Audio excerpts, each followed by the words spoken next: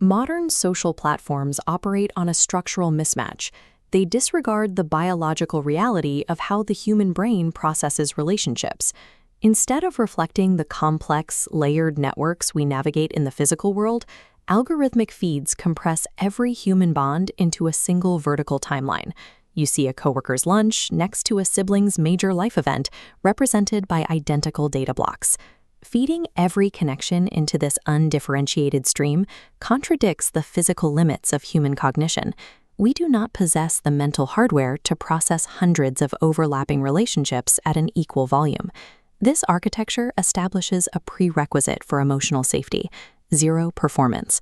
By removing the social graph, public feeds, and follower counts, the digital space functions as a private holding environment rather than a stage. Building a functional digital therapeutic requires moving away from the broadcast mechanism. The network must be rebuilt to mirror the actual structure of the social brain. The scientific alternative replaces the infinite scroll with a spatial model, mapping relationships in tiered cognitive layers. This layout translates scientific boundaries into a functional map. Contacts are organized into concentric rings, stepping from an inner core of intimates out to peripheral acquaintances. This circular architecture intuitively represents our natural relational capacities, giving distinct weight to connections closest to the center. We are going to trace how this system operationalizes those cognitive tiers. We will look at how it tracks asymmetric relational energy across the map, and how it deploys an ephemeral AI to synthesize that data into a regulatory portrait.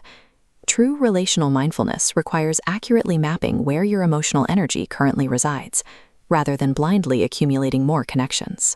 Evolutionary psychology and sociology provide a strict blueprint for this map: Dunbar's layers. The research defines a universal cognitive ceiling of approximately 150 meaningful contacts for any individual. This application hard-codes biological limits.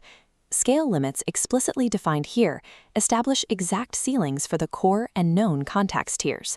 The architecture restricts new users to 3 circles with 27 members and strictly enforces a maximum expansion of 16 circles. These intentional cognitive friction points stand in contrast to traditional platforms, which are engineered for frictionless, infinite scalability. Defining the structural boundaries of relationships is only half the equation. The system must also track the activity happening within them. A static map of 150 people defines the boundary, but its utility relies on our ability to track where care actually flows within that structure. A 2025 study by Lee and colleagues proved that humans carry an intuitive lay theory of their own relationship stratification. We instinctively know who belongs in which layer. The study's core finding revealed that people allocate their relational energy with profound heterogeneity. We do not distribute our care evenly. This radar chart illustrates that asymmetry. When you plot individual energy distributions, you do not get balanced circles. The shapes are jagged, pulling sharply toward different outer edges, proving there is no uniform pattern for distributing care. Within this uneven distribution, researchers identified a specific area of interest: the middle circle anomaly. On the user's architectural map, this anomaly exists right here, highlighted by the glowing orange band, representing the 5 to 15 person middle layer. This specific band is psychologically vital for maintaining a healthy social ecosystem, yet it is often ignored by modern social tools.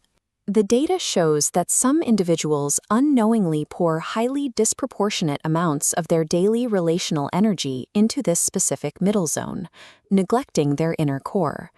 An effective therapeutic tool must dynamically track exactly where this uneven distribution of care lands, rather than simply recording that a contact exists.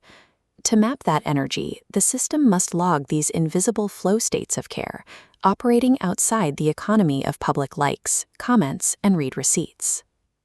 The core intervention mechanism is expressive writing, built on Pennebaker's foundational clinical paradigms for trauma and emotional processing. This journal interface shows how writing is facilitated. Instead of typing into a void, the user directs their entry to a specific person using this illustrated blue seal avatar. These digital transitional objects hold emotional weight safely, removing the risk of real-world judgment. The interface is built to facilitate high emotional granularity, pushing the user toward a level of precision that distinguishes between similar feelings. This tactile interface forces precision with a segmented rotary mood dial and vertical intensity slider, requiring the user to label exact emotions and weigh physical intensity. Pushing the slider past 88% visually transforms the emotion into a pure, intense white signal. Without a public timeline to display these highly granular inputs, the system requires a different destination for the data. This activity heat map reveals the chronological mapping of those inputs. The invisible acts aggregate quietly over time across the matrix. This private ledger creates an empirical mirror of a user's true social investment, functioning without the behavioral loops of gamified public leaderboards. The final architectural phase solves the problem of utility, transforming that raw abstract ledger data into a legible regulatory tool. Every Sunday, an AI synthesis engine queries 7 days of this multimodal data. This schematic details that ingestion process. 4 distinct streams, moods, energy, embraces, and ledger data, converge directly into a centralized geometric processing hub. This process operates behind a critical privacy boundary. The entire data payload is processed ephemerally via secure edge functions. There is a persistent professional misconception that AI emotional tools must operate as conversational bots that hoard your text data. Instead, the architecture employs a transient mirror. The AI exists solely to reflect your patterns, and then it instantly evaporates its memory. The LLM operates strictly as a transient pattern matcher. It extracts deep relational insights while maintaining an unbreachable privacy boundary. The output of this AI synthesis engine is the narrative portrait. This layout demonstrates the structural breakdown of the generated summary. It identifies a dominant archetype and synthesizes the user's connection style across their Dunbar tiers. Finally, it delivers the growth edge, stripping away flattery to point out a behavioral blind spot. That anti-flattery requirement is a clinical necessity. Honest, behaviorally specific reflection forces cognitive engagement. This entire system is anchored by psychologist Lisa Feldman Barrett's 2001 findings on emotional awareness. Barrett's core thesis proves that simply becoming aware of your own emotional patterns is the mechanism that generates regulatory psychological benefit. The awareness itself is the intervention.